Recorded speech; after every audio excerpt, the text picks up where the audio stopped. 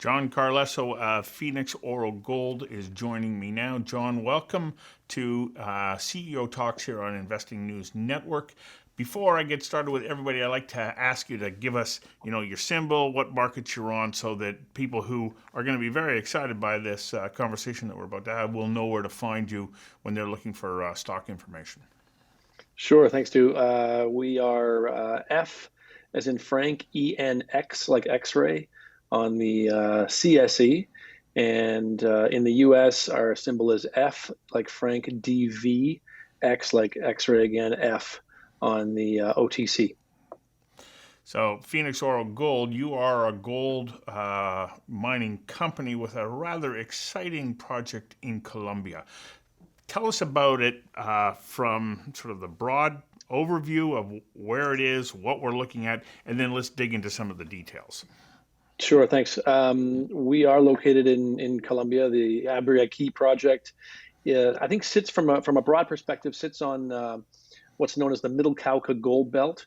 It's one of the most prolific gold belts in the world in the past 10 years.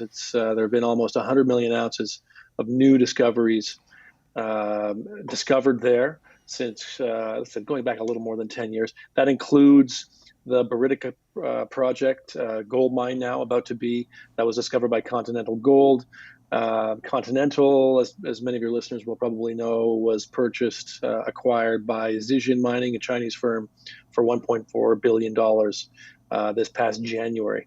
That closed. So it's very prolific. There's many deposits. Many of these deposits as well are of the larger quantity of ounces. Many are 10 million plus, some more than 20. It's a historic mining area.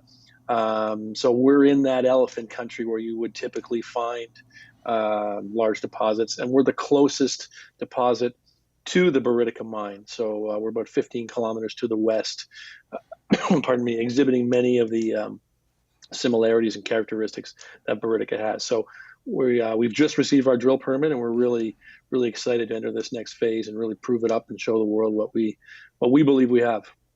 So how's this year been for you? Because you were sort of gearing up to get going earlier in the year. Of course, COVID hit everybody around the world, and it hit Colombia particularly hard, especially sort of midsummer. But are you now in a position where you can actually start to move some equipment in and get started on your drilling program? Yes, yeah, that's a good point. We put our application for our drill permit in November. It's typically about a 4-month process, so we were expecting to receive it in end of March, early April. That coincided with the time that the Colombian government really shut its borders and really tried to contain the virus when they only had 12 cases that were identified. So they acted quite quickly, in fact. But what it meant was that government offices really also stopped operating, and they weren't working remotely. They were just everything just came to a halt. So that included permits and things as such within the mining industry. So we kind of waited that out. There was about a 2-week shutdown where we couldn't do much. We had actually already started our exploration program. We didn't go public until May, but we were already executing on the program. And aside from that initial delay at the front end when everything was shut down, we've been pretty fortunate. We haven't had really many delays.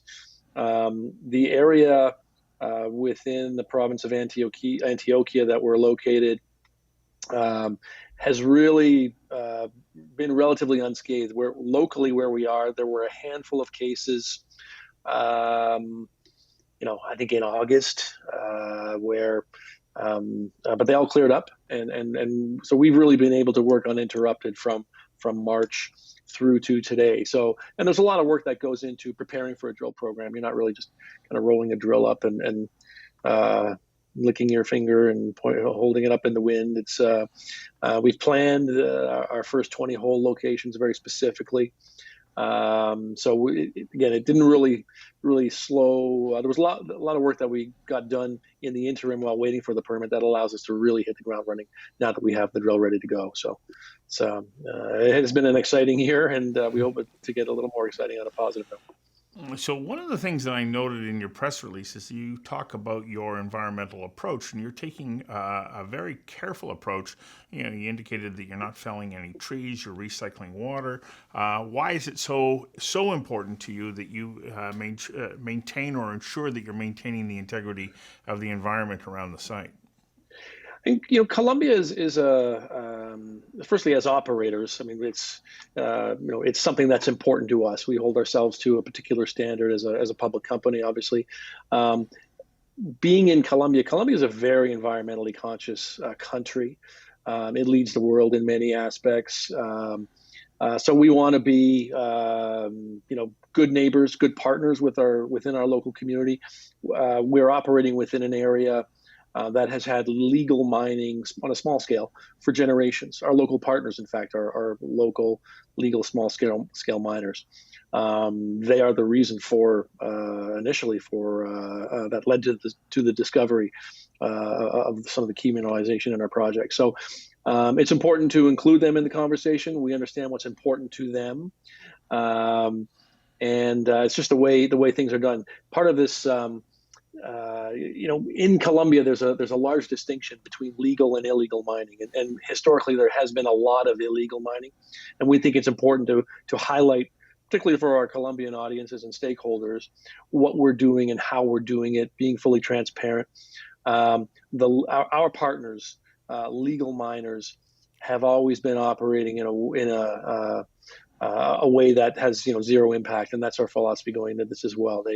They don't use explosives, they don't use chemicals when they're processing, and that's the same kind of approach that we're taking with this initial drill program. Water is recirculated, and this is all according to the terms of the permit as we received it. It was really a water use permit, so we have to maintain certain standards from with respect to trees and reclamation.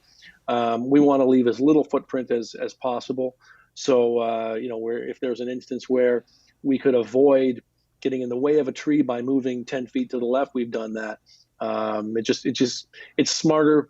It's a smarter approach, and it allows us to do less reclamation is required on the back end, because we haven't really done that other than flattened a bit of grass, perhaps. So it's important to the community, it's important to us, and that's the way we're moving forward with it. I also note that you are actually using some of the geotechnical data that you have to help with road upgrades and so on. So that raises the question about what's infrastructure into the area like. Do you have good transportation access? Do you have access to electricity? What about the workforce? Interesting segue there. Colombia itself right now is going through, it has initiated a few years ago, a $25 billion infrastructure program nationally. The challenge with really doing anything in Colombia, moving around, is that the Andes run straight up and down the middle of the country. So getting up, over, in and around through it has logistically creates some issues. Colombian government has recognized that. They started this program, as I said, a few years ago. It's well underway. You can see the results today. It's mostly bridges, tunnels, highway widening, et cetera, to really ease the movement of people and goods around the country. So a perfect example, when you arrive in Medellin, which is where we're based, the drive from the airport used to be a switchback road that would take you into the city. It could take 45 minutes to an hour depending on traffic. A few months ago, they opened the tunnel that takes you from the airport to downtown in about 20 minutes now. So we're seeing that from the city to our project as well. Actually, there's another tunnel that is going to be the longest in Latin America, actually almost 13 kilometers, that will open sometime next year, I believe. So the infrastructure is improving. It was generally good, just slow because of the nature of the roads. You're driving through small towns. I said a lot of switchbacks and two-lane highways. So that's being replaced by bridges. They're being widened in some cases, and where we are. year-round access is very good. We're not at an altitude where weather is an issue. The rainy season means it rains a little bit every day, but you don't really see monsoon type weather. So access is great. We're upgrading some stone and dirt roads that will become paved roads, and again, we're happy to have a positive impact on our local community. We saw the opportunity to do something for them, and we're happy to do it. What about electricity? Do you have a good source of electricity into the area? Yes, we're only I think 2 kilometers from the Pan American Highway, Yeah. and that's really where most of the infrastructure locally is. So bringing that in for a couple kilometers is not going to be an issue at all. It's already underway. One of the issues, that kind of arises out of this, that people, when they think about Colombia, especially over the last 25 years or so, is there was that tremendous period where there was disruption in virtually everything in Colombia. What's the state of governance and Colombia as a mining jurisdiction these days, that somebody could say, okay, I now have faith in the system within that country? Yeah, there's a couple issues there. Everyone most people have probably seen, if not binged, and then seen an episode or two of Narcos. Probably the most well known of a number of series that have been done documenting Colombia's history. I mean, to me, the most important point about that is that was 30, 40 years ago. That's not really something that exists today in that form. On the flip side of that, because there was not, in the more remote regions of the country where a lot of mineral exploration takes place, it really hindered exploration activity for decades. To us, or to me, I mean, that's an opportunity today. Colombia is a wonderful country. The people are wonderful. In 12 plus years going there, I've never felt at risk in the city or in the country anywhere. These are historical issues, they're not current day issues. But what it means is that much of the country's prolific mineral areas have not been explored.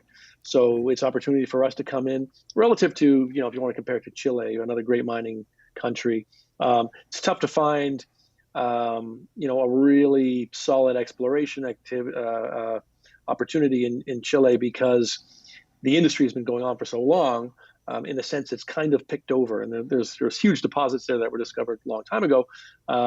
Colombia represents the reverse of that scenario, where we believe there's going to be a lot of major exploration discoveries in the years and even decades to come. So it's an inexpensive place to operate today.